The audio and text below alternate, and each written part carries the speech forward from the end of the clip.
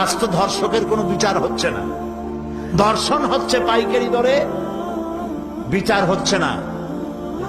আইন এমন ভাবে ঘোরানো পেঁচানো, ধর্ষকগুলি খালাস পেয়ে যাচ্ছে। আবার নতুন কিছু ধর্ষক তৈরি হয়েছে, ধর্ষণ করে মেয়েটাকে হত্যা করে। নাউজুবিল্লাহ, বলেন নাউজুবিল্লাহ। এগুলো মানুষ না, এগুলো জানোয়ার। মনে রেখো, তুমি যার মেয়ে, যার কারো মেয়ে অথবা কারো বোন অথবা কারো বউকে যদি এইভাবে বেইজ্জত করে থাকো, তোমার বউ, তোমার বোন, তোমার মেয়ে অক্ষত থাকবে না। এই ধরনের তাদের উপরেও ধর্ষণ হবে। বলেন নাউজুবিল্লাহ, বলেন নাউজুবিল্লাহ। আসানিয়াতু ওয়াসানি ফাজলিদু কুল্লা ওয়াহিদিন মিনহুমা মিআতা জালদা। আল্লাহ তাআলা বলেছেন, জিনাকারের শাস্তি হচ্ছে 100 দোররা মারা এবং প্রাণদণ্ড দেওয়া।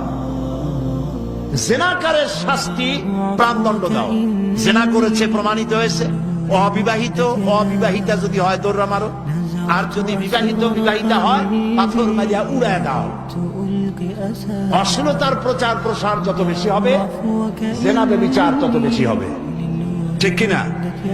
তারপরে ডিশ এন্টিনার মাধ্যমে হাবিজাবি ছবি এগুলি দেখানো বন্ধ করতে হবে। বিবাহ সহজ করুন, অশ্লীলতা বন্ধ করুন, জিনা ব্যভিচার ধর্ষণ এমনি কমে যাবে। আলহামদুলিল্লাহ বলে।